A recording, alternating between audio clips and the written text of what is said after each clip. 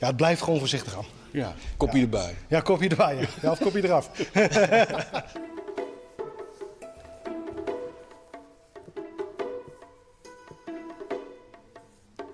Dit is Kobido.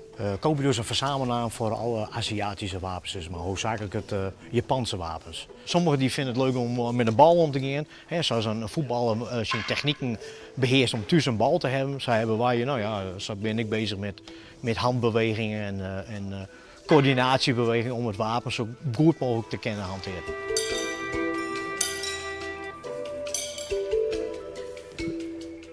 Ik jou denk ik al 20 plus jaar les.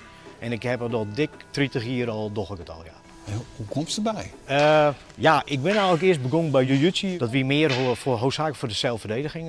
Ik wilde toen het pers op 12. Dat weer net zo leuk, dus dan zie je nu bij mij. Daar heb ik mij heel erg snel gemotiveerd in de rangschikking, dus van witte baan naar blauwe baan. En toen dacht ik van ja, ik zie je toch iets wat nog meer technieken heeft. Toen heb ik de Wushu Kung Fu geleerd. Daar heb ik het hoogste niveau gehouden. Dan daarbij heb ik nog het Tai Ninjutsu geleerd. En daar kwam ik allemaal verschillende in de loopbaan, allemaal verschillende wapens in voor. En daar heb ik mezelf dus maar nou ja, meester in om het te kennen hanteren.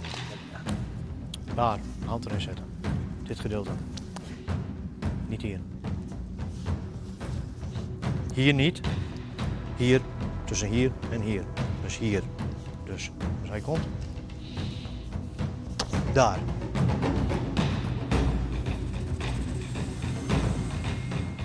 Hey, nou best het enige vampire. Hoe is dat?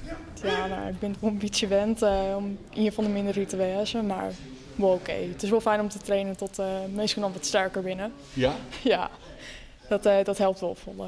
Maar hoe komt ze erbij? Ik ga altijd al wel vechtsporten doen. En toen is mijn high-tech wel begonnen met hier net meer karate doen. En toen begon ik met deze sport en ben ik er echt bij gekomen. Maar wat vies toch zo leuk aan deze sport?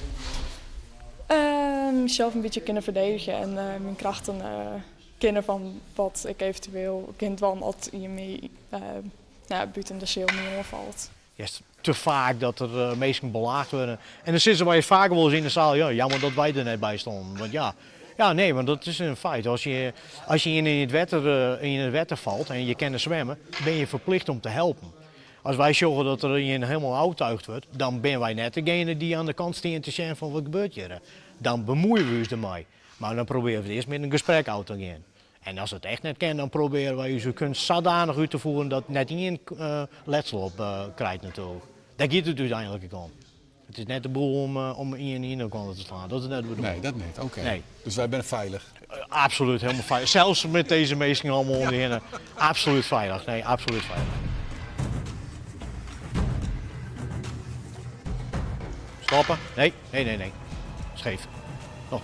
Oké. Kijk, je moet de andere voeten voorzetten. Nog een keer. Van die kant. Daar. Stap achteren. Daar. Beginnen we eerst altijd met de basis allemaal hout. Om de ongelukken zo vol mogelijk uit het water te halen.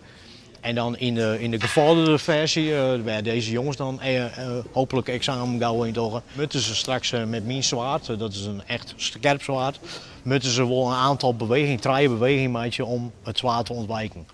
En er is geen ruimte voor fouten, laat ik zo stellen. Dit is wat serieuzer werk. Ja, het begint nu wel serieus. Hè. Wij gaan dan over van de basis naar het gevorderd. Ja, dat geeft toch een hele andere dimensie. Dat houdt dat durf je nog wel eens met je vingers aan te raken, maar dat hoef je nu niet te doen. Het is nu wel even serieus. Vandaar dat het ook allemaal iets langzamer gaat dan normaal. Ja, het blijft gewoon voorzichtig aan. Ja, kopje erbij. Ja, kopje erbij. Ja. Ja, of kopje eraf. Je wil ik verder in deze sport dan? Ja, dat is niet iets wat je 1 keer doet en dan denkt van nou ja, weet je, misschien kom ik over een paar weken weer, dan kom je nergens. Je moet wel echt de tijd erin steken, echt die uren maken en echt trainen voor jezelf. Maar je bent verder net heel agressief in het leven. Dus, je bent best wel lief. Nee, dat kan ik hier kwijt. Nee. Kijk, het is heel erg zelfbeheersing. Je beheerst je eigen lichaam, je eigen emoties en dan ook je wapens. Het is niet dat je met een driftig persoonlijkheid dit soort sporten kunt beoefenen. Dan zul je zelf meer in de weg lopen dan een ander. En in de beweging zien we waar je aanval kan geplaatst worden. Lijn. kort.